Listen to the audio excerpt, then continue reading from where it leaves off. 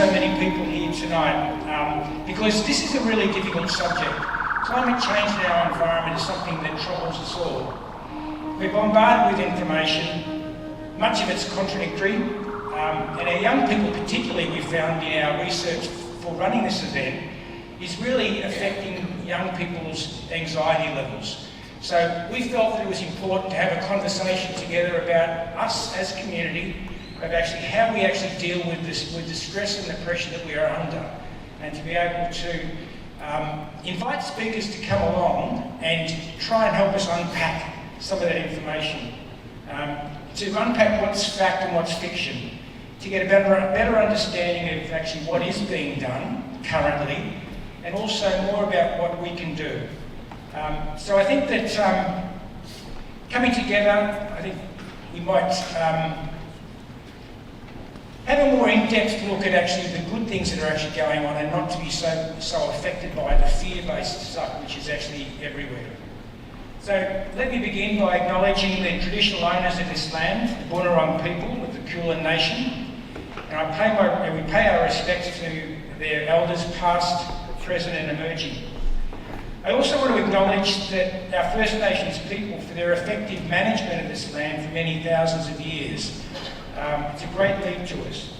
I also like to acknowledge our local council members. We've got our state member Chris Kruger here tonight, and I've noticed a number of councillors from both Mornington and also from Frankston, so thank you very much for coming along. Your support has been wonderful. So for our local politicians. And I'd like to mention that in Mornington, in 2020, there was a climate emergency action plan that was actually written. Now that was very progressive work on behalf of our council because they recognised how important our peninsula actually is. So thank you for that work. This evening we've got, whenever we actually run these events, I'm really quite overwhelmed because Peninsula Voice is an entirely led volunteer organisation to run events on the issues and subjects in our community which are really important. We've been doing it for 10 years, and I'm just blown away by the quality and the breadth of the skill that we actually have within our community and what that talent actually yields. The speakers we've got tonight are like par excellence, and I'd like to name a couple of them. We've got David Carolee, Honorary Professor Emeritus at University of Melbourne and a Councillor of the Climate Council Board. We've got Angie Bone, who is Associate Professor of Practice and Planetary Health at Monash Sustainable Development Institute, Monash University, and she's a member of the Doctors for Environment Australia. We've got local member Sam Lundberg, who's a local activist volunteering with a group called Zero Positive. We've got Warwick Beard and Belinda Rodman, who are founding members of the Mornington Peninsula Repower Group, which is a group that's actually, it's a grassroots group that's grown to help us understand how we can actually change our actions to get a better outcome. So thank you to the people at Repower. And finally, we've got Lucy Allison, who is a climate change team leader at the Mornington Peninsula Council. Now, our first speaker is speaking about climate change on the global front. And David Carolee is Honorary Professor Emeritus at Melbourne University, as I mentioned, and a Councillor of the Climate Council. Dave is an internationally recognised expert on climate change science and climate variability. He was leader of the Earth Systems and Climate Change Hub in CSIRO and was a member of the Climate Change Authority, which provides advice to the Australian government on responding to climate change, including targets and reducing greenhouse gas emissions. So please put your hands together for Mr. David Carolee. It's a pleasure to be here at Mornington. I live in Boonwurrung country in southeast Naarm, and the Boonwurrung people's stories, and I know that's too loud, Boonwurrung people's stories date back to the last Ice Age era, when Port Phillip Bay was pasture land for the kangaroos. And they are the only continuous civilization anywhere in the world that can tell stories about climate change through their songlines and stories about the transition from the last ice age to the current interglacial period. And we can learn from the Indigenous peoples around Australia about how to manage country sustainably through that level of 5 degrees of global warming from the last ice age to the current interglacial period. Unfortunately, if we don't act, we may get that 5 degrees of global warming in the next 100 years, not the last 1,000 to 10,000 years that it took to get from the last ice age to the current glacial period. I'm going to talk more about that. I'm going to use a set of slides to talk about this subject. I'm not going to turn around too much, because if I do, and someone changes the slides, no, that's not working. There we go, now it's working. My rear end is not my most attractive aspect, so I won't turn around very often. But this first slide shows some information around what is called the Intergovernmental Panel on Climate Change's most recent assessment report. It carries out scientific assessments of climate change as well as assessments of the solutions. I've got a set of references. At the end, you can access this report and you will be able to access all the references. If you wish, you can download all 6,500 pages of the latest IPCC assessment report, or you can access the 16-page summary for all that has the key points. But even better is the conclusions on the left-hand side of this screen. Antonio Guterres, when this IPCC assessment report came out, said, "It's a code red for humanity. It's an emergency situation, and it's important that the Mornington Council has already recognised that and set in plan, an action plan for solutions." Andrew McKenzie was the Chief Executive of BHP back in 2019, and he has a 4-line summary. The evidence that I'm going to talk about of climate change is abundant. There is no doubt that global warming is happening and will continue to happen for a significant period. The planet will survive. Climate change will not destroy the planet. It might destroy a lot of ecosystems. It might destroy a lot of species. It might destroy a lot of businesses. And unfortunately, it will make life and our current, if you like, economy much more difficult. But on the right-hand side, in the bottom right-hand corner, is a graphic of the global temperature over the last 150 years since what is called the pre-industrial period. That is, in the IPCC assessment reports, 1850 to 1900. All the countries around the world in the Paris Agreement said they're going to seek to limit global warming to below 1.5 degrees by the end of this century.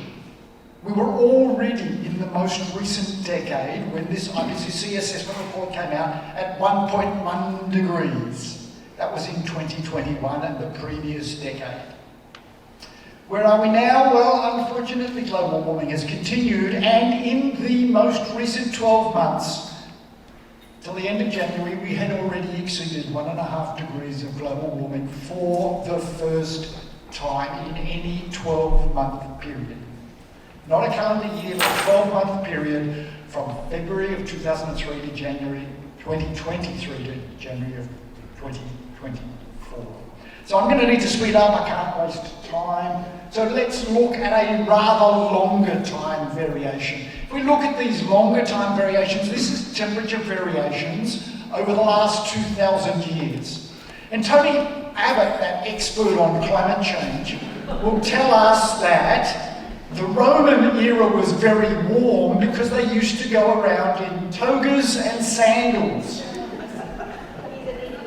And he's almost right, because actually it was relatively warm then than it was in the 1800s. It was cooler, and there had been a pronounced cooling trend leading perhaps towards the next ice age. But something different happened. Industrial activity started burning fossil fuels. Coal initially, then oil, and most recently fossil gas. And those emissions have led to a significant warming of the climate system. We've seen 1.1 degrees of warming, and that is unprecedented in any 10-year period over the last 2,000 years. We didn't have thermometers before 1600. We had to use proxy evidence. But you can see in this graphic the most recent 10 years, the most recent 50 years is unprecedented in the last 2,000 years.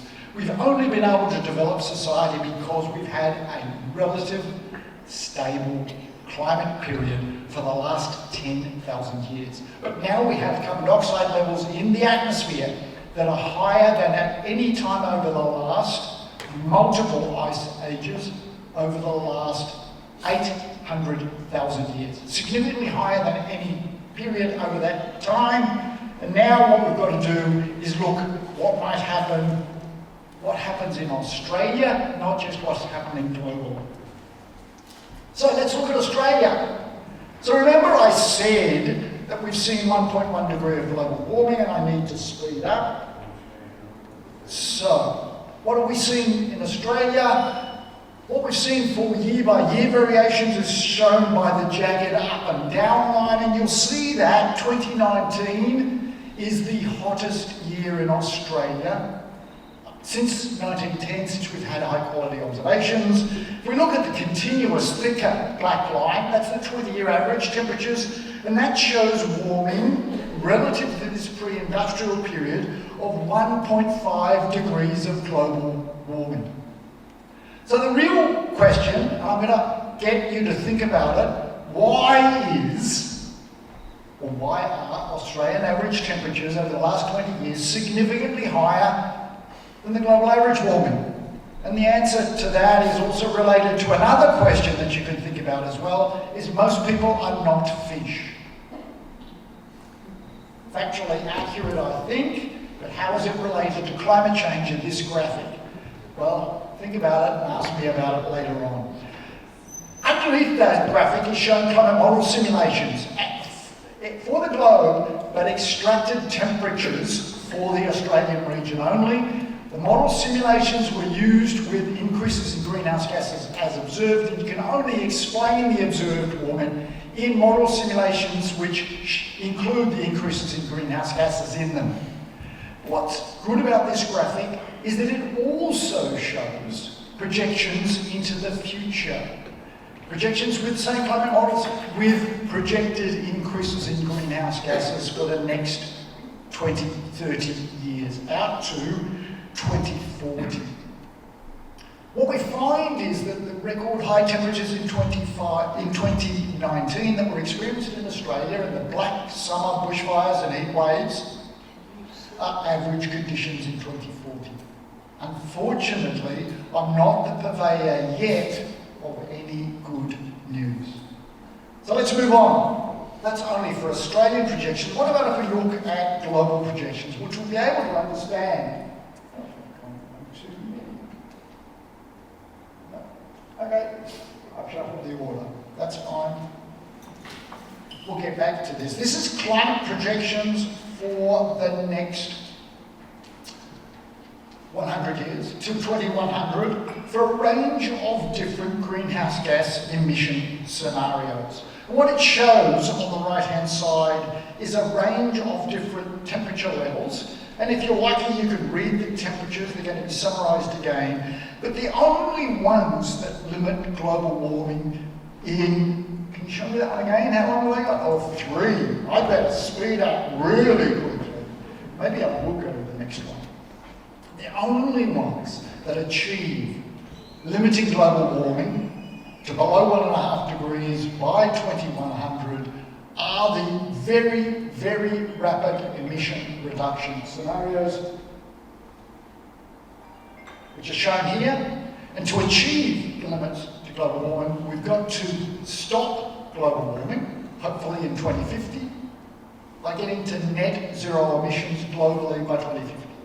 What that means is we have to not only get to zero emissions globally, we've then got to start sucking carbon dioxide and other greenhouse gases out of the atmosphere. And the only way we can do that safely and sustainably, either have Mr. Dyson invent a new carbon dioxide vacuum cleaner, which he hasn't done yet, or we use vegetation and trees.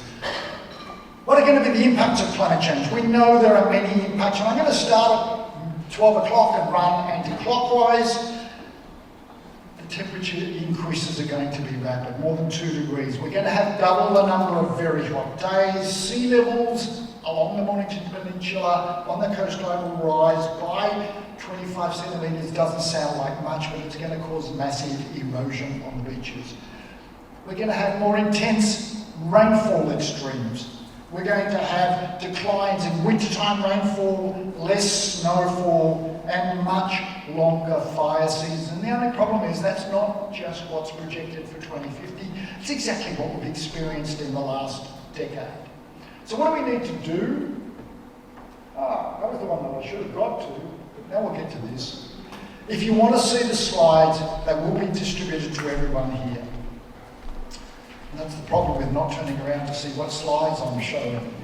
There are solutions. There are easy to use solutions. If you reduce energy use, both in your car or in your home or in your business, you will save money and reduce emissions. You can transition to zero carbon energy, and that will allow us to transition to a zero carbon economy. We need to improve carbon sinks in vegetation. We need significant lifestyle changes, and we need to reduce consumption of everything. That doesn't mean we need to change how we live. It means we have to think about where things are being produced and how they're being produced. So let me finish up. We need to manage the physical risks of climate change, the increases in extremes, the increases in rainfall, the increases in sea level. But we also need to transition to a zero carbon economy. We know that the climate risks will get worse, but we also know that we can fix everything rapidly if we want to. Unfortunately, there are many politicians who do not want to, who say that we need to build the economy by using more fossil fuels, and that makes global warming worse. Not only here, but around the world. We know that there will be more heat waves, bushfires. Unfortunately, for Australia to play a fair share in solving climate change, we need much stronger emission reductions globally. I need to finish. I've used up my share of time. I will take my lunch.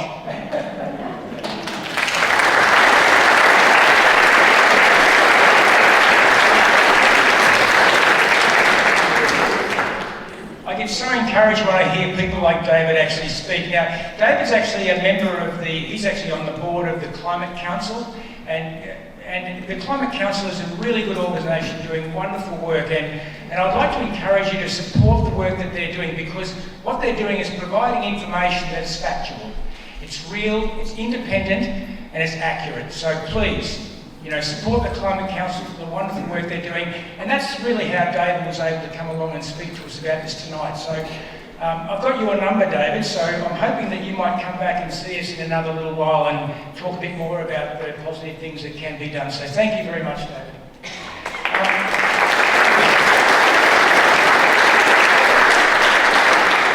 Our next speaker, a bit like David, is a real coup, and that's Angie Bone. Is Associate Professor of Practice and Planetary Health at the Monash Sustainable Development Institute, Monash University, and a member of the Doctors for the Environment Australia. Angie is also a senior public health physician with extensive experience in researching the health effects of high-impact weather on our health. Really important area. And the effective measures to reduce health risks and increase our resilience. And I also heard from a reliable source that that Angie might have just attended recently at the COP28. So maybe we might be able to encourage Angie to talk a bit about that as well. So please invite to the stage Angie Bone.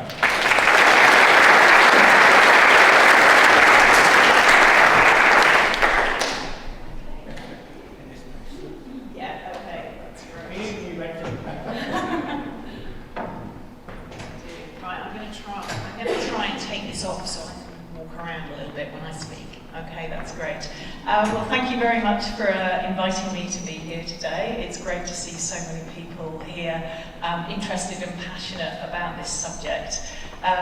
Yes, I am a public health doctor, and I'm also working at Monash Sustainable Development Institute.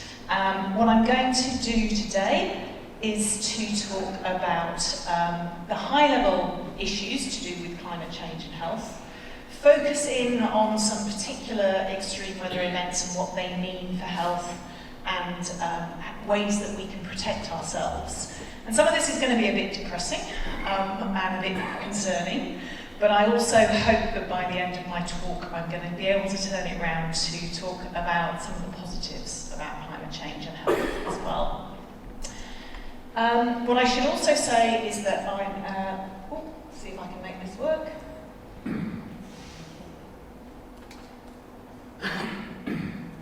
There we go. Yes, I'm a member of Doctors for the Environment Australia. I'm on the board of this charity.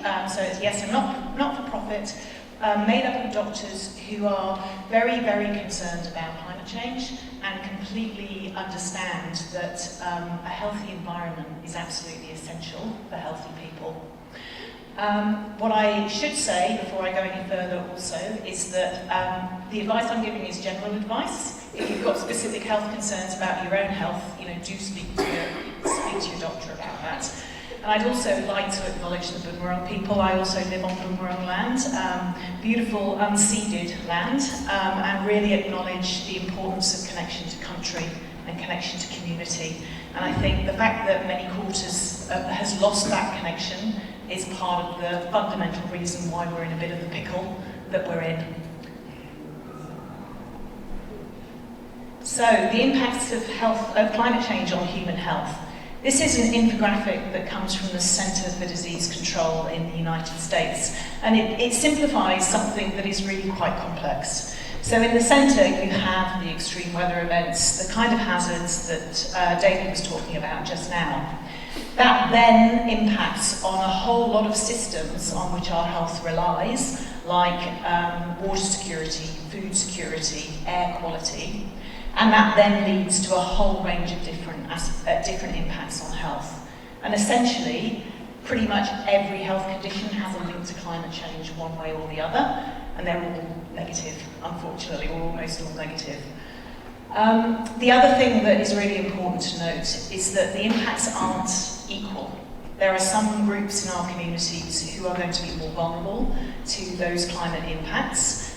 So that's often people at the extremes of age, people who are socially disadvantaged or marginalised, people who are working outdoors, for example. There's a whole range of different vulnerabilities, so it's important to realise that we're not all going to be equally affected. And that counts within countries, but it also counts between countries, and it also counts between generations. But sadly, we are probably going to be one of the healthiest generations, unless we do something about this. Our children may have a shorter life expectancy than we do. So I'm going to focus first on heat, because heat is one of the climate signals or climate hazards that I think is most concerning from a health point of view. This is an infographic from The Lancet, led by a colleague of mine from the University of Sydney called Ollie Jay, who's a thermal physiologist and working really hard to find solutions for protecting people against the risks of heat. So what heat does to you, basically, is you need to cool down, your body needs to cool down. And there's two ways that your body cools down. Either blood goes to your skin, away from your essential organs to allow heat to dissipate into the atmosphere, and or you sweat. And sweat is a very good way of creating evaporative cooling. The challenge is that when that blood goes to your skin, that reduces your blood pressure. That's why you can sometimes feel dizzy, and it makes your heart work much harder. And actually, most deaths from heat are cardiac deaths. They're deaths from heart disease because of the strain that the temperatures are putting on your heart. The other thing that happens is that through sweating, you can become dehydrated. And that can, in extreme circumstances, cause acute kidney injury, which can then become chronic. The other thing that happens is that as blood comes away from your gut, toxins enter your bloodstream, and that then causes a sort of a toxic impact on your cells and death. And one of the most shocking statements that I've heard in relation to heat is that you can't unboil an egg. And that also applies to your systems, that at a certain point heat becomes so strong that the effects are irreversible. So what can you do to protect yourself? Well, Ollie and his colleagues have been working hard to look at what interventions are effective in protecting yourself. Air conditioning is very effective, but there are problems with air conditioning. Sometimes the power goes down. Not everybody has air conditioning, particularly those who are most vulnerable. And the other thing, of course, is that air conditioning uses a hell of a lot of energy. And that's costly, both in terms of emissions, but also in terms of your pocket. So there are other ways that you can cool yourself down. Fans are extremely effective, so they should be part of your armoury. They won't be the only thing that you use, but they're something that means that you can put on your air conditioning at a threshold that's a little bit higher and stay safe.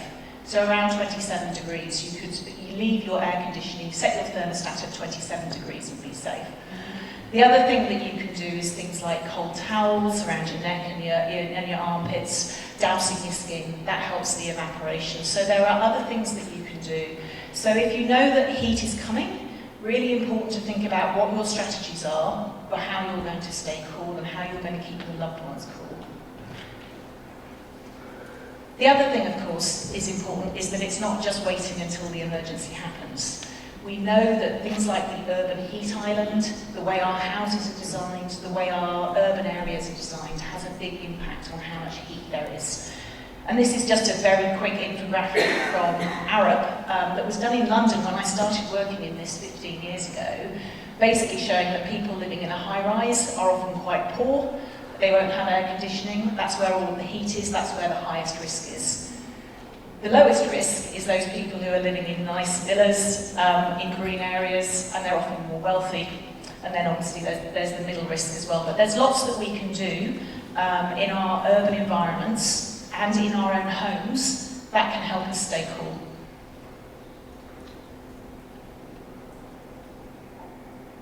The next thing I want to talk about is wildfire.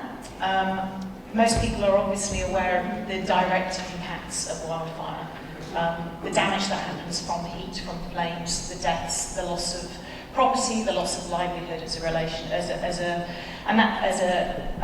link to that. But that's something that's pretty well known. What I'd like to talk about is smoke.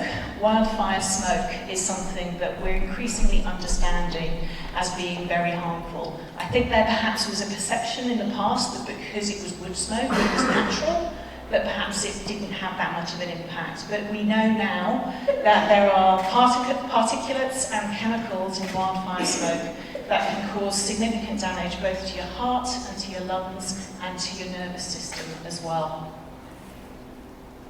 So it's really important to follow some of these guidelines so that you know that a wildfire is coming or the smoke is coming, to essentially avoid the smoke as much as you can. Trust your senses and open up the windows and doors in your house once the smoke has passed to help ventilate, because after about 4 hours, external smoke will start coming into your house.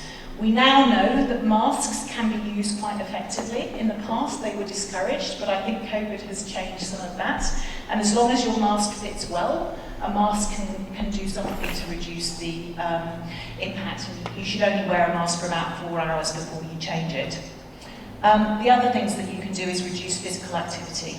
The harder you work means the harder your heart works, the more your lungs work, and the more that you're taking in smoke into your body.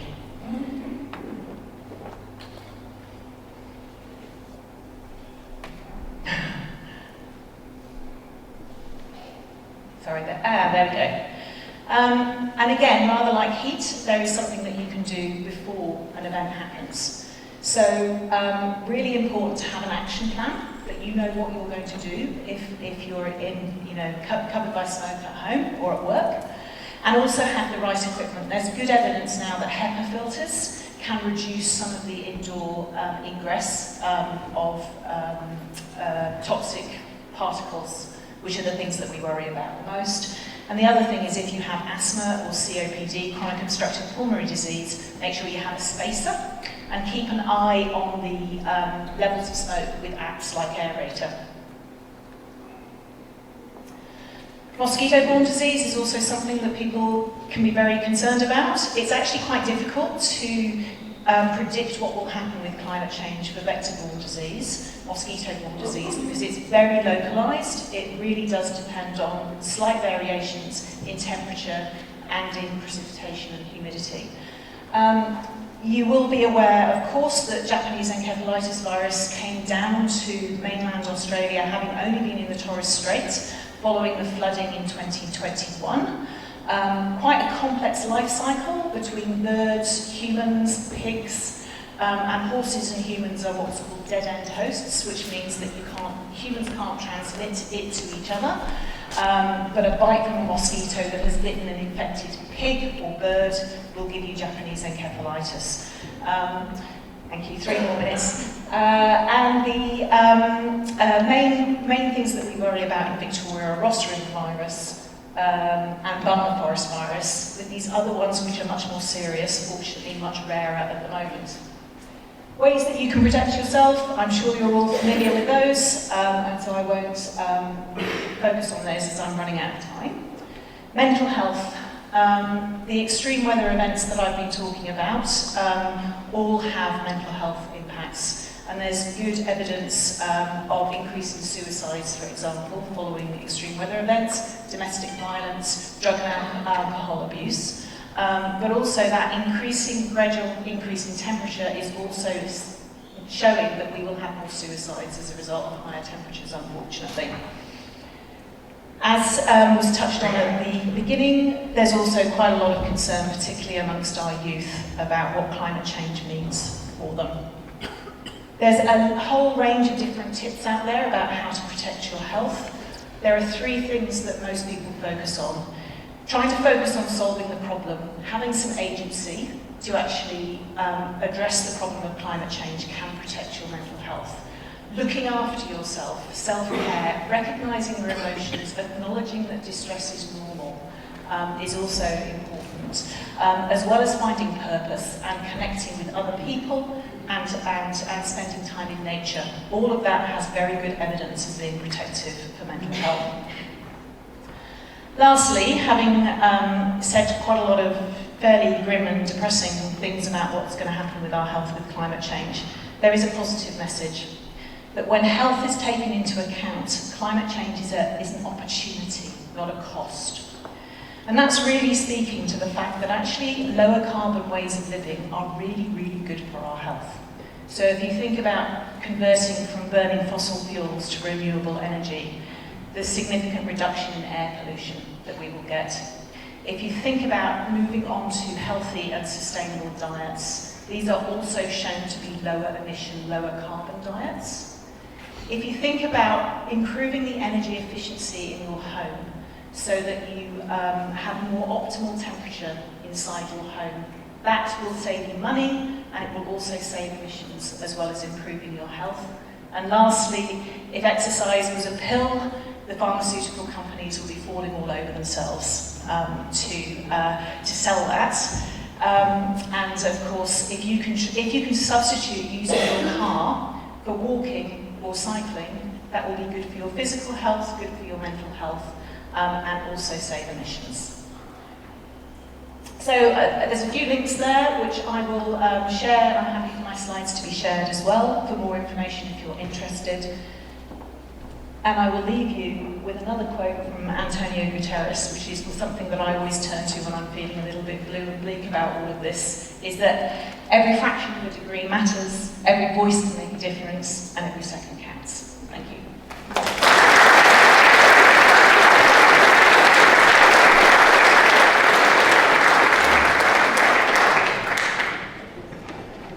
Goodness, Angie, thank you so much for that. I was sitting down the back there, and there were 2 or 3 things that I'd never even thought about that Angie spoke about then, and it just takes you to a point where you realise that the information is actually out there, and there is so much that we can actually do individually.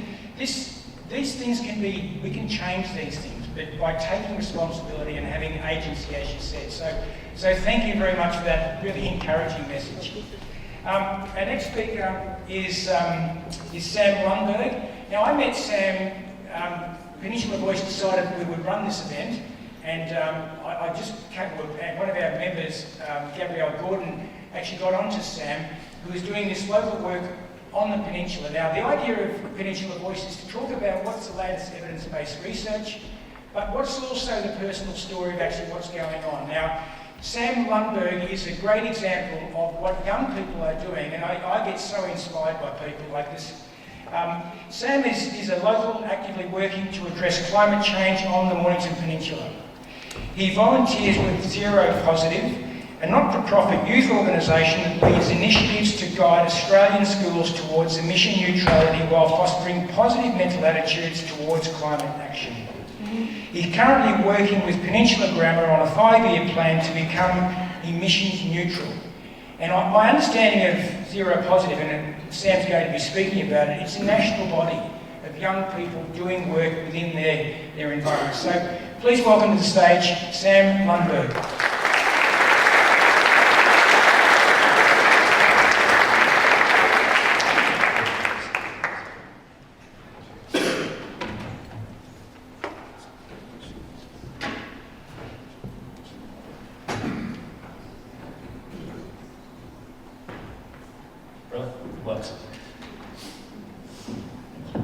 Alright, I'm Sam Lundberg.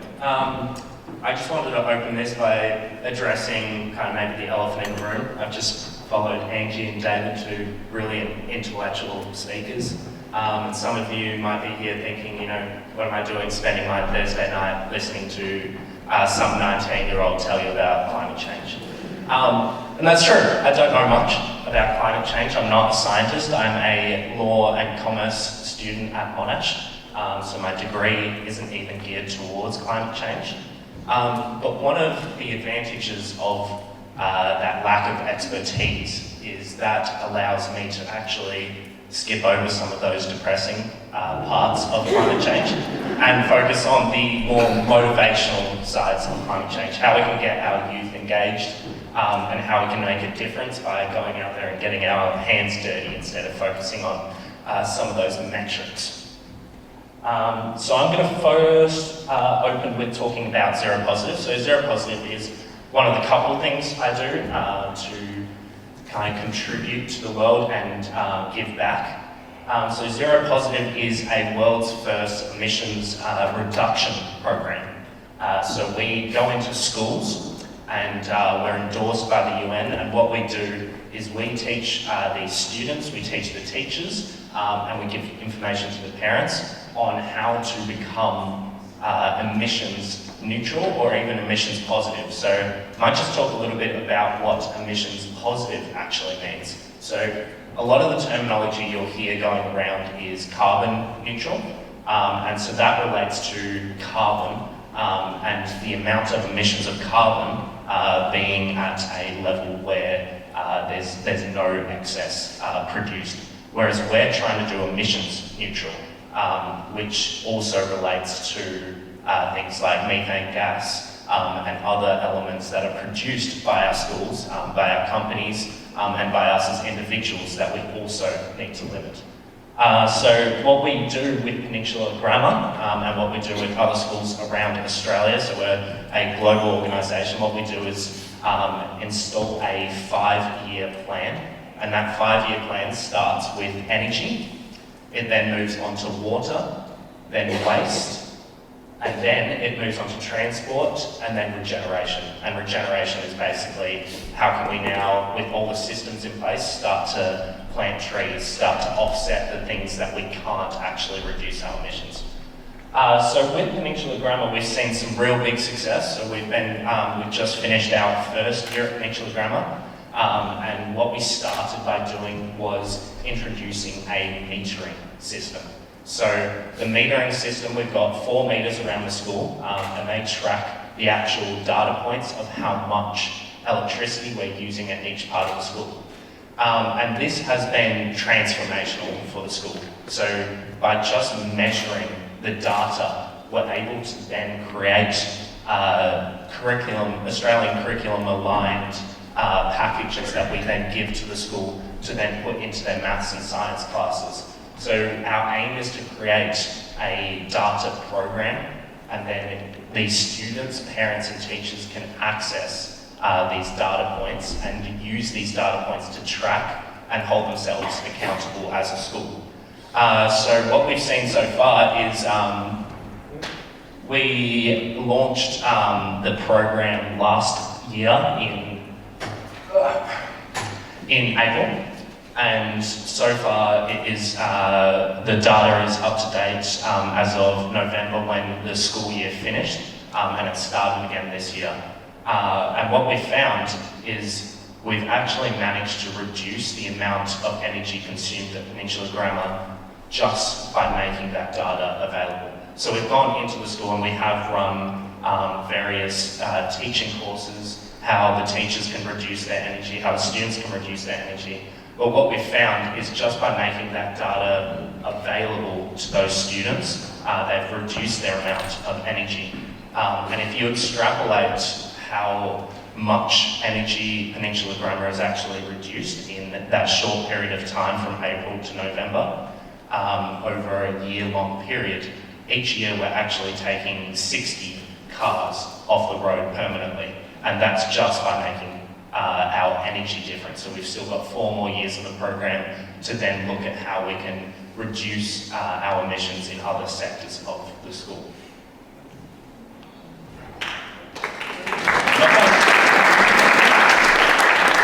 So the next part, we also recognise that the mental health, especially in our youth, so especially in our schools, is incredibly important. So we launched something called Anxiety to Agency, or A2A, and that is a program basically designed to address the issue of the increasing amount of what we call eco-anxiety. So we run these operations, so we've done one with Peninsula Grammar so far, and we've done one with each of our schools in the Gold Coast and Brisbane. So we've run them at 5 schools total at the moment. So what we do is we go in and we speak to a group of about 30 students at the time. So we like to create a safe environment for those students, not too many students, not too little. And we create a environment where they can share, where they can talk about their feelings. We start by asking them to give a one-word answer to how they're feeling, what the current climate situation makes them feel, and then we address those. We give them the skills to overcome some of those feelings. So some of the words we hear are hopelessness, scared, fearful, and we try and address those terms and show them that they're not just 1 in 8 billion people. So we give them a toolkit, a bunch of skills that they can then use to overcome these sorts of feelings. And one of the biggest statistics we actually found coming out of this A2A meeting is that only 26% of these students felt like they comfortably knew how to contribute to the solution of climate change. So only 26%. So you're sitting there and you've got 1 student that knows how to contribute, and then you've got 3 others that, they're sitting there and they don't know what to do. And that became a real big motivation for me. So I started out, I'll go back to the very beginning, I started out as the head boy of Peninsula Grammar. So that's the story of why I've gone back and helping at Peninsula Grammar. That's the main motivation there. But I started out as head boy with this ambition to go emissions neutral at Peninsula Grammar. And it was, at the time, it was like, how can I leave a legacy? How can I make sure that my head boy tenureship was remembered? And that was, at the time, my passion to go emissions neutral. And so I engaged into this zero positive as well as anxiety to agency, bringing that in the school. But now hearing that only 26% of these students knew where to go, and that so many students were feeling hopeless, were feeling anxious, were feeling this eco-anxiety, it reignited this new passion of mine to actually address these issues and create more opportunity for these students to actually engage. Because the best way we can overcome, and Angie mentioned this before, the best way we can actually address some of these mental issues coming out of this is to actually get our hands dirty, get into the environment, get involved.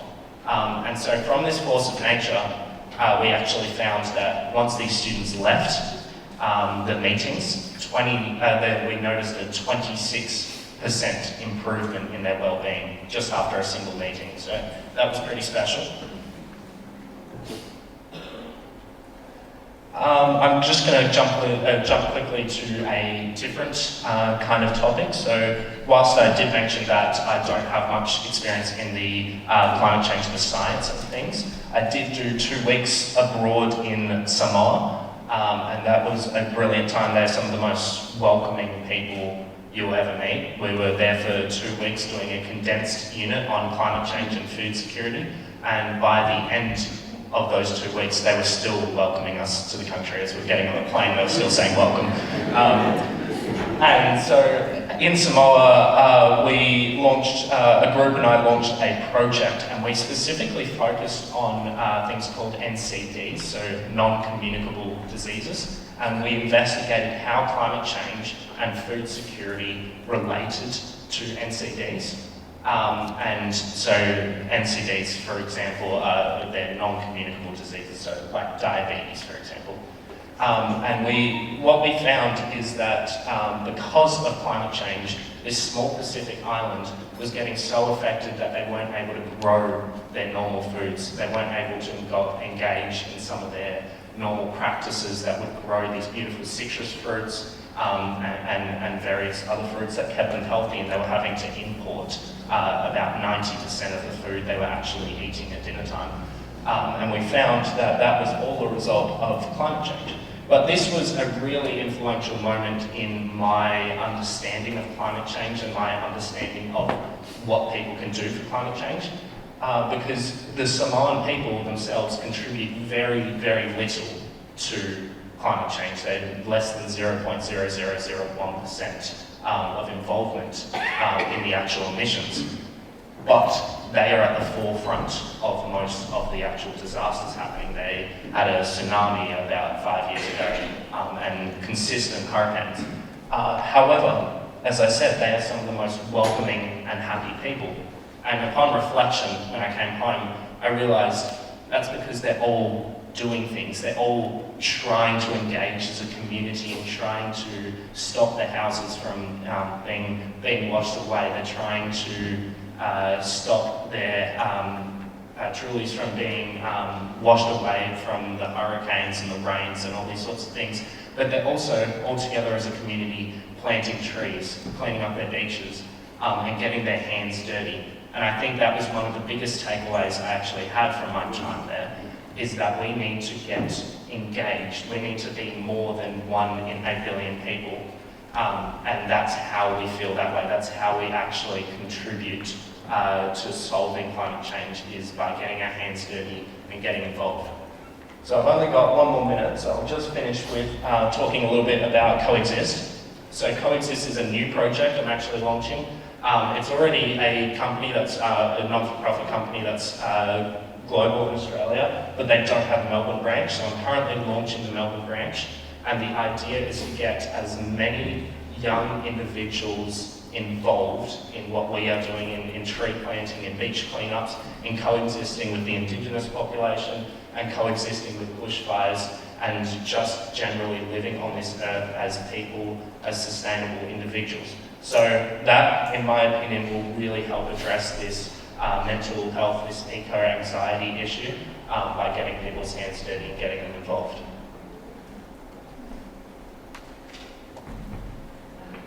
So I'll just finish off. Actually, I can't go backwards. I'll finish there. Thank you guys very much.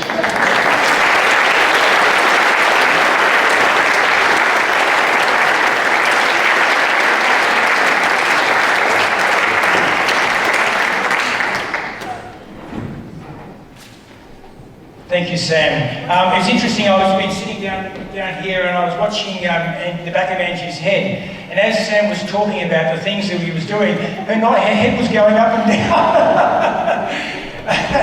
down. Because, exactly right, you know, this is action. This is what young people and lead for all of us, things that we can do. So thank you very much, Sam. Our next speaker is Mr. Warwick Beard. Warwick is going to be speaking about local action to reduce carbon emissions. Now, he represents a group called Repower. Warwick is a founding member of the Mornington Peninsula Repower Alliance, a local community group helping households and businesses take action to reduce carbon emissions. So, and then once Warwick finishes, we're also going to be hearing from Belinda Rodman, who is going to be conducting an interview with Noel Jones, I believe, after. So thank you, Warwick Beard.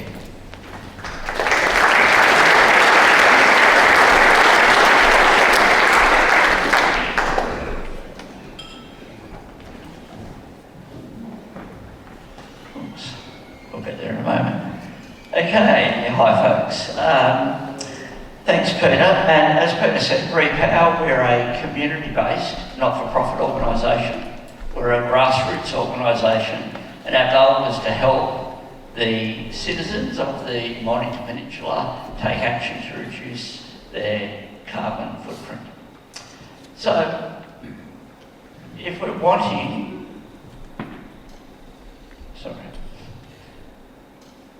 So we hear so much fantastic stuff coming along in the pipeline. We've just heard some brilliant stuff from Sam, what a hard act to follow, by the way. The innovation in industry, governments are planning massive actions, the big solar farms, the wind, there's so much stuff coming down the track.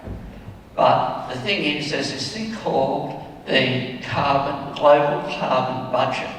Now basically that's the total amount of carbon that we can put into the atmosphere to limit warming to a degree where this Earth is going to be a relatively comfortable place for us to live. Now we all own a bit of that budget. We're responsible for a bit of that budget. If we wait for big industry and governments to do what they're planning to do, it's going to be too late. We will have used up our budget, and then our contributions will not be as positive as they could be if we actually start taking action now. And that's why Repower is working very hard to urge local action, individuals and local communities. Now, if we're going to be trying to make a difference, it's a good idea to know where we're starting. So back in 2018, the Mornington Peninsula emissions, that's CO2 and equivalent, it was about 2.1 million tonnes of carbon dioxide. Jump forward to 2021 financial year, we can see that there was actually a reduction of 9.9%, which is pretty encouraging. It's a great start to see that on the peninsula we've already started the journey of reducing our carbon production. The way that works is we've got electricity at about 61%, gas at about 12%, and transport at 18%. Now the goal is to shift all of that transport carbon and all of that gas that we use for heating and cooking across to electricity. And then, obviously, we want to convert that electricity to green power that isn't going to contribute to our growth in carbon. So, and we'll see that the average peninsula household uses about, or creates about 13 tonnes of carbon per year. Now, at Repower, we've actually taken this with a lot of work and a lot of data down to a local community level. So we can see here we've got the Mornington data. Across on the left-hand side there, you'll see this is grid electricity and gas emissions, carbon dioxide equivalent, and the black is what's happened over the last 5 years. And the figure up there of 4.9% is the annual reduction in carbon produced on the peninsula. Sorry, in Mornington. The white boxes, though, are what needs to happen if we're going to reach the council and Repower's shared goal of 70% reduction by the end of this decade. So we need to shift 4.9% to 11.8% reduction. And what we've done, and I won't go into the minute details here because you can go onto our website, find your suburb and see just exactly what that means when we're looking, and to make it sort of real and easy to understand, looking at just if we put more solar on the roof. You see Mornington, 25% of homes have got solar. The little circle graph there shows that only 8% of roofs, 8% of roof space in Mornington is covered with solar panels. So there's a huge capacity to get more solar on roofs and start to reduce that carbon output in the Mornington suburb. So there's lots of simple ways, and we've heard a little bit of this already tonight, but there's lots of simple ways that we can take action to reduce our carbon output. Now, we understand that everyone isn't in a position to jump out and do all of the things I'm about to refer to tomorrow, but the reality is everybody can do something. Everybody can do something. And those that can afford it need to do most. So, initially we need to review our lifestyle, review our homes, review what we are doing in our lives in relation to carbon. Because if we change some things from not stomping on the accelerator when we take off to the lights, all the way through to looking at our homes and making them more efficient with double glazing, good window covering, good insulation, looking at our appliances and all that sort of stuff, we can all make a difference. We urge everybody to make a plan about what you're going to do in your house and when you start to replace those things. The gas cooktop will need replacing at some stage. Plan to put an induction cooktop in. When you are thinking about improving the air quality of your house by changing that gas heater, think about recycled air conditioning, split system, much cheaper to run, much better for the environment. When you're starting to think about the next vehicle that you're going to buy, start planning for that to be an EV.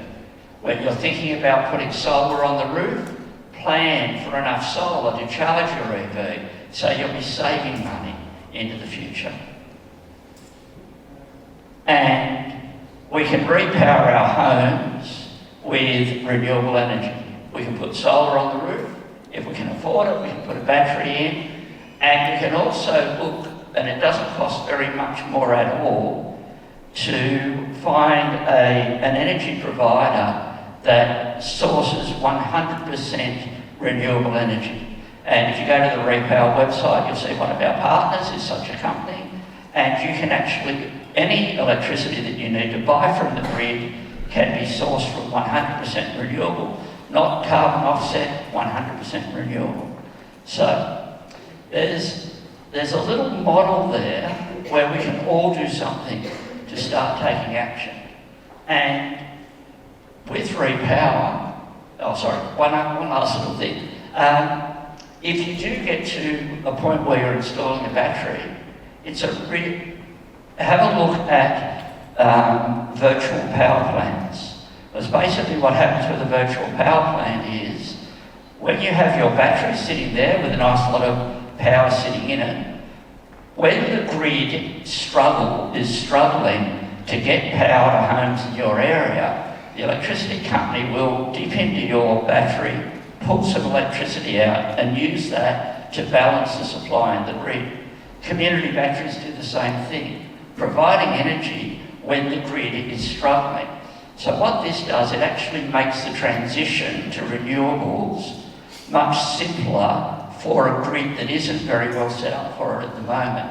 So if you can afford to get a battery, explore a VPP, because it actually is quite a good financial thing too. They pay very well when they're desperate for energy to balance that grid. And we'd love you to get involved in Repower. Now, we've got satellite groups dotted across the peninsula, and we're keen to get one happening here in Mornington. So if you are interested, there's actually a meeting on Wednesday the 13th of March, and it's in the community centre just across the car park. There's more information outside if you would like to sign up to that event, or even just have a chat to the people at the table about that. It would be lovely to see Mornington people come together and learn about how they can work with their community to support this transition to a renewable future. If you're not from Mornington, contact us through the website and we'll let you know what's going on in your part of the world. And finally, there's a couple of workshops coming up that we're planning, where one on the 14th of May, one on the 14th of September, where one of our partners will be there to actually help people have a personal consultation, as well as some general information we'll be providing about what your journey might look like into looking at renewables in your life, looking at electrification of your home, getting solar on the roof, with an understanding of all the rebates and all the support that's available to get us there. So that's about all I had to say, except get in touch with us. You'll find us through through our website and through the standard socials.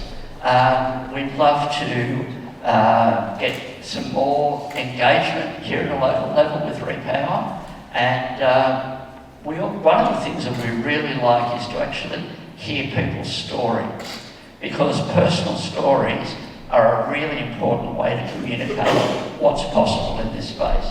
So to that end, I'd like to invite Belinda and her guest, Belinda Rodman, up to just have a bit of a chat about one person's journey. So good evening, everyone. I'm on the Repower Committee, and a couple of weeks ago we were at an EV event down in Dromana, and Nola, who was sitting next to me, came up to me and was having a chat, and she told me a very inspiring story, which I think is a really good one to share as the kind of end to what's being discussed tonight, because this is actually someone who has actually done something, who has looked at doing research into what actually suits her, and more importantly, her particular budget. I think we all get a bit overwhelmed about thinking that we're going to have to do everything and how much it's all going to cost. Well, this has been a very inspiring situation for me to hear, someone who's actually taken action locally. So, Nola, I'd like you to just give us a bit of an idea of what you've done and why you did it. Well, just a slight background. First, I grew up in Melbourne, but we spent holidays on the peninsula for over 70 years. And during that time, about 1966, my father built a holiday house in Dromana. That holiday house was styled at the time antithesis of sustainability. Fibro, flat roof, no insulation, open plan living, full glass front facing west, and all the disasters that came with that. But many happy times, great memories, and a wonderful place to stay. Some of those attributes, not the bad ones, I wanted to try and retain in a new build. But in between times, in 1971, I was sent to the edge of the Mallee as a teacher from Melbourne, and subsequently married a farmer. And actually thinking about this discussion, probably it made me realise for the first time that situation made me start to look at living within my climate. It was such a much harsher climate than Melbourne. The house that we eventually lived in and renovated had been built in 1868, but was actually really probably by English builders. And it amazes me to think that they'd actually ticked a lot of boxes, because double brick, high-pitched roof, verandas all the way around, and in fact no actual sunlight came into the building, and their biggest fear would be the heat of summer. And it worked. It took 3 hot days and consecutive hot nights for that house to heat up. And it took a while to cool down afterwards, but it rarely happened that you had that situation. A few things that didn't work for us was it was very dark. And so some of those windows we put down to floor level. This is in 1978 when we did a major renovation, and we used double glazing. The house was actually had insulation in the roof, and it was dried seaweed, probably put back in there in the 1860s. It was also flanked by 2 massive Morton Bay fig trees, which 100 years later shaded the whole house inside. And at that time, we actually did look at putting solar panels on. It was very, very early days, and the cost was way past our budget. I think it was about the 1990s when we did put our first panels on there. And obviously lots more rainwater tank, because we had to rely on that for our livelihoods too. And then in 2012, we'd acquired the family holiday house at Dramana. We'd sold the farm by that stage, and we started spending more time down here. But the unsuitability of the house's design and the fact that it was starting to show its age, it's moving a little bit on the stumps. The fibro was a real issue, thematical disaster, the house, and so it was, we decided it would be better to demolish and rebuild, and that's what we did. So just very briefly, Nola, can you just give us a little bit of an understanding of exactly what you've done down in Dramana at your house there? There's some key things, I think, that if you could just tell us very quickly, because we are running out of time. So it's a passive, sustainable house, 3-bedroom. I had it designed for me, for what I wanted. Single story, ageing in place is an important part for me, so it's wide doorways, easy maintenance, wide shower accesses, and so on. Double glazed, solar heating, but virtually pay no electricity bills. Quite a handy credit in the account at the moment that will see me through winter, and even though there's a split system in, I think it might have gone on for a couple of hours twice last winter. And I know that you have a particular system that's in terms of the eaves and the way that the windows are insulated. I think, and I knew nothing about this beforehand, and I can't say I'm an expert, but the things that I learned most in the design is thinking about it, the aspect of how your house sits on the block, how it can be situated with its windows and airflow to maximise the light when you need it, or the shade. And that's done with where it's positioned. And if you already live somewhere, you are aware of what the hot or cold places in your house are. That's where you start if you're doing some renovations to maximise that. Okay, and I think when I actually went round to see Nola's house, and she very kindly showed me round, and she has a battery charger installed, so she hasn't actually made that decision to buy an EV yet, but she's planning for the future. So again, looking at what you can do now so that you can continue on your journey going forward. So Nola is being very generous and said that she is willing to have a chat to anybody about the real specifics of what she did and who she contracted to assist her with that renovation. And she'll be around afterwards in the foyer for anyone who'd like to talk to her. So, Nola, thank you. One more thing is double glazed windows. Like if you're working on a budget, look at what what is going to give you the most benefits, and the windows is probably one of the greatest assets that you can have, even if it's only in some rooms or whatever. Good advice. Thank you very much. Thank you very much, Belinda and Nola. Going back to repower for a second, I mentioned earlier the Mornington Peninsula Council wrote the climate emergency plan, which was back in 2020. And that's an example of actually our local government here actually looking forward to what can and needs to be done. Repower is really an extension of that work that was actually delivered back in 2020. We're now in 2024, and it shows that our council is looking forward about what can be done, so they're taking affirmative action. So I'd encourage you to get involved with repower. Repower is actually all around the peninsula. This area here, Echo Warwick's Point, a lot of people live in the Mornington, Mount Martha and Mount Eliza area. We need a strong repower here, and so come along to those nights and actually support repower and the work that they're doing. Our last speaker is Lucy Ellison. Lucy's going to be speaking on the local impacts of climate change, our council's response. So if I could welcome Lucy Ellison.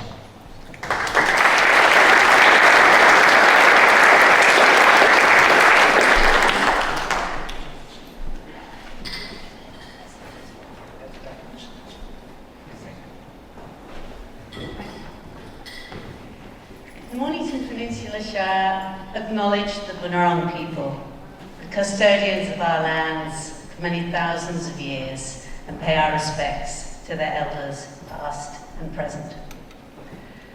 Thank you to the Peninsula Voice for putting this forum on and for inviting us as a Shire to come and tell you some of the things we've been doing to tackle climate change. Peter mentioned our climate emergency plan. Back in 2020, this was launched, I'm sure, with the support and engagement of many of you here. And it was a very ambitious plan. It won awards for its ambition at that point in time. And that is what guides us as the climate change team on the work that we do today, a very forward-thinking plan. It has 7 summits. It's very broad in its remit, and it has 172 actions, crossing anything from circular economy through to zero energy, carbon, or resilient communities. So what have we done to deliver on this? Now, I was supposed to give you a much simpler slide than this, but with 172 actions, and we're so proud of so many of the ones we've delivered, it was really hard to cut it down. And this is just a snapshot of the work that's been going on. To date, out of the 172 actions, 90% of those are either completed or in progress. And we have looked at obviously prioritising our reduction in energy use. We've done a lot of renewable installations, energy efficient appliances, upgraded street lights, and for the first time this year we actually assessed that and what that meant from a financial perspective. And we surprised ourselves. Just this year, the work that we've done equates to savings to the Shire and to the community of over $5 million. We've done an awful lot of work as well in making sure we get our renewable energy installations to the maximum that we can. We have 68% of our target of 200 megawatts now in place, and that's an enormous achievement, but we still have much more to do. Some of the initiatives that go around the back of that, we've done a tenanted solar program, so where we have a roof space that's not got a feasibility because we can't get a return on that investment, we've worked with our tenants so that they can actually get solar on their roofs, and they not only enable us to put more solar on roof spaces here in the Shire, but they've actually saved, just in this year, 30,000 off their bills. It's a very important part of what that they can do. We've engaged with new technologies. We've supported the Flinders community with their community battery. We've worked really hard to get ourselves where we need to be with our EV infrastructure. We've also worked with our businesses. Over $2.5 million of supported finance for them to be able to get renewables on their roofs. These are really important achievements. One of the areas that's very important to us as well is our green wedge. And we've done an agroecology strategy that was adopted last year. This was an enormous piece of work. And this guides us in the way the climate emergency plan does for our land use. And we now have an active task force, because we're not just producing strategies, we're delivering on this. And this task force actively working on delivering the agroecology strategy. In terms of one area which I love is the climate action grants. We've been doing climate action grants since the plan was launched, and this is 340,000. I think we've issued out to the community through 52 different recipients. But for me, it's so exciting to see the innovation that comes through these grants. We have seaweed development. We have podcasts for our businesses. We have wetland restorations. It's a really creative area and a really important way for the community to get involved. So how do you know about all this stuff? Well, we've worked quite hard to try and improve that too, and I'm sure we have more to do. But we've launched on our website a Track Our Progress page, and anyone can go in there and see our climate emergency plan reports annually for the last 3 years. They can track and look at any one of our 172 actions and find out where we're at with them, what we're doing, how they're progressing. We've got an interactive map where you can go in and find a building that belongs to the Shire and work out if it's got solar, work out if it's got batteries. It's all captured on there. And we even have a live stream from our Rye landfill gas capture, so you can see exactly how much of that has been converted into energy. We really encourage you to go and track our progress on the climate website and work out what we've been doing. I said I'd have a little visit into some of our risk areas, and I think we've learned an awful lot from both Angie and David and all the speakers, of what we have out there in terms of risks. We have such a beautiful Shire, and we saw that in our original movie, that it's a stunning, stunning place with the green wedge, our beaches, and our natural environment. But we do have different hazards that apply to different parts of our Shire, and it is really important that we capture that information and really understand where we've got coastal erosion or inundation, where we have fire risks, where we have heat scenarios, where we actually have sea level issues and where we have flooding issues. It's very important. This data collection is a very key phase that we're coming towards the end of. We have, you can see here, a variety of different overlays. This is just a touch of the data. And I'm going to just take you to some of these documents that we have here, which, if you're wanting to dig deeper into this space, I really encourage you. These are public documents, and you can find an awful lot of information on them. We have our municipal emergency management plan. This is what our emergency teams use to drive their response. They have captured where their risks lay in terms of fire, in terms of inundation or flooding. And it's a very important document. We also have our teams at the back here in the hall tonight if you want to go and find out more about how they manage it. We also have our coastal hazard assessments. We have recently, literally last month, just got the Port Phillip Coastal Hazard Assessment formally published and released, and it's been 5 years in the making. So when I talk about data collection, we're talking deep data, so we truly understand where the risks lie in detail across our Shire. Because without that information, we may not make the right decisions. So it's a really important release of that document, and a very important piece of information to guide us in our management and mitigation moving forward. We've also got a lot of work going on with our flood mapping. There is already a lot available to you out there on our website.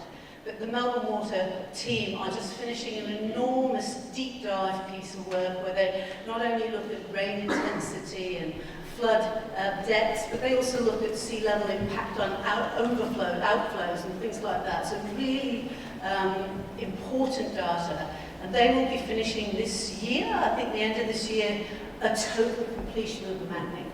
And that's a big milestone for us because it not only tells us where we are now, it also gives us a real opportunity to project and forecast with that total data set.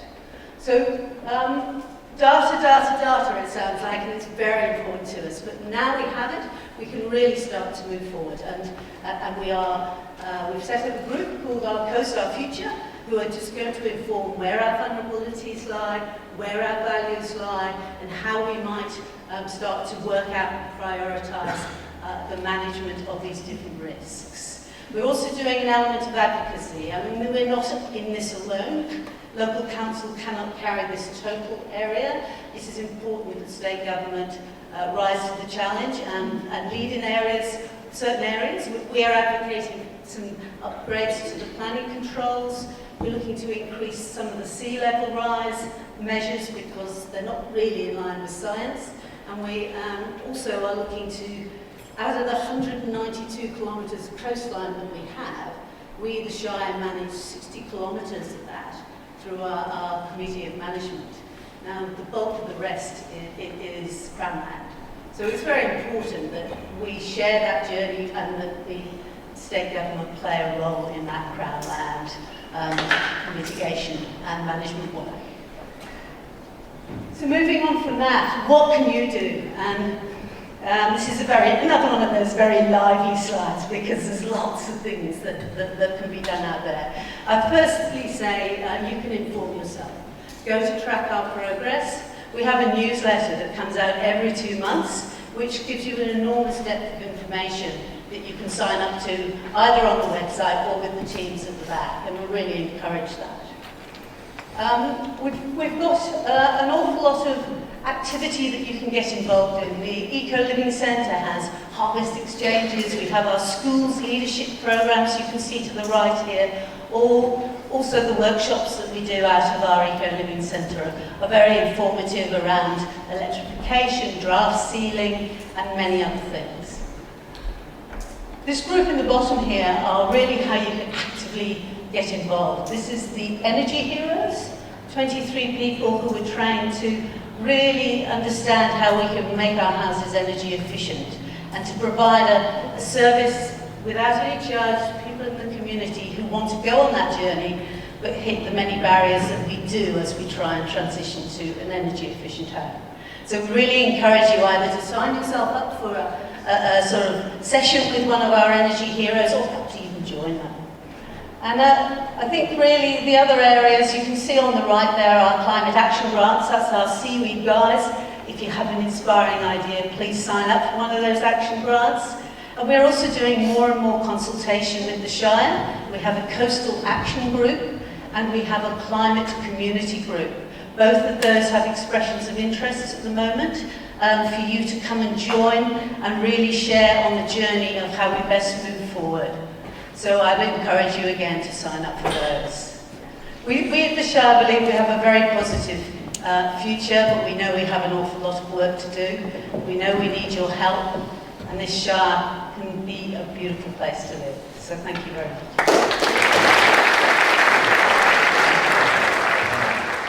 There are many things that individuals can do to reduce our emissions, and sometimes it doesn't seem to be enough. Do you think pushing politicians is the most effective way to get real action? Anybody on the panel care to comment on that? Moving on to the next question.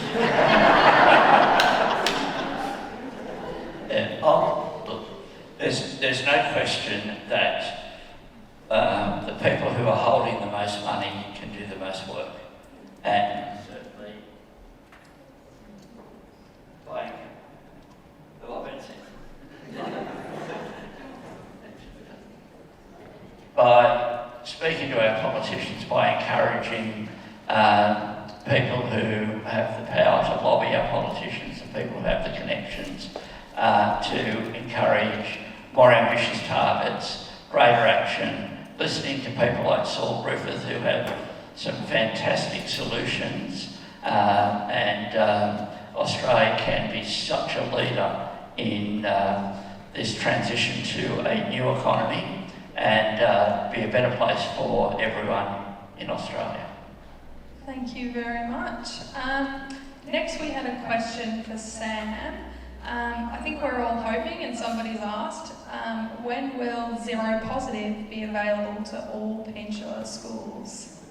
That is a brilliant question, and that's a real big ambition of ours. The only problem right now is that I'm the only person in Victoria working for Zero Positive, so I'm a volunteer, and the biggest limiting factor is how many people can actually go out and engage with these schools.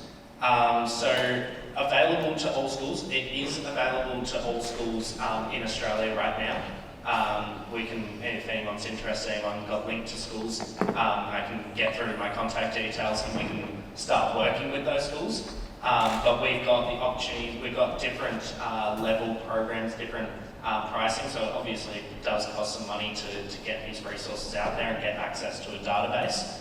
But it is currently available to all schools on Mornington Peninsula, all schools in Victoria. Obviously, we will have to deal with limitations, and if anyone knows young people that are willing to help me out to get to those schools, I'd much appreciate that. Thanks. It's important to also understand that there are some other school-oriented educational programs on climate change, particularly the Australian Youth Climate Coalition runs a school-based activities and will respond to schools who are interested in learning more about how they can act in their schools to solve climate change in the schools. Thanks, David. Sorry. This is a question for Angie. You mentioned increased suicides due to high temperatures. Could you explain the correlation for us? Yeah, I don't think we actually understand the mechanism in detail. This is something that's come out of epidemiological studies where you look at the number of suicides on days of high temperature, and then you can do a kind of modelling analysis. I think it's probably a combination of multiple things, both how you feel physically in the heat, but also the impact that the heat has on your ability to sleep. We know that when you're in very high temperatures at night, there's something that happens in your brain which means that it's actually difficult to stay asleep. And I do wonder if that also has an influence on your mental health the following day. And if you're already feeling stressed, or if you're in a working environment, for example, where you're being required to continue working despite the heat, you can imagine, if you think about it, a number of different stresses that might be happening to you when it's hot, which might put you over the edge if you're already feeling depressed, to put you into the state where you might actually want to do yourself harm. Thank you so much. And we've just got one final question, because I know you're all anxious to get to the slices. David, why are most people not fish? Most people not fish wasn't the question. It was, why is that relevant to climate change? And it's really that, as we saw Australian temperatures, Australia is a large landmass, and it's heating up faster than the global average. And it's heating up faster, as we know, when we go to the beach. It's cooler on the beach than in the inland areas. Land heats up faster. But none of the politicians are willing to talk about global land average temperatures. The land heats up globally about 40 to 50% faster than the global average. So when we talk about 1.5 degrees of global warming, that already means 2.25 degrees of warming on land, and it's the land average temperature that's important for people, because most people are not fish. When we get to 2 degrees of warming, that's 3 degrees of warming on land, and that is already locked in. And unfortunately, all global actions, even if implemented, would only limit global warming to nearly 3 degrees. 3 degrees of global warming for Australia means 4.5 degrees. Average warming across Australia with all current commitments. People are not fish. Why don't politicians talk about land average warming, which is much hotter than the global average? Thank you very much, Pamela.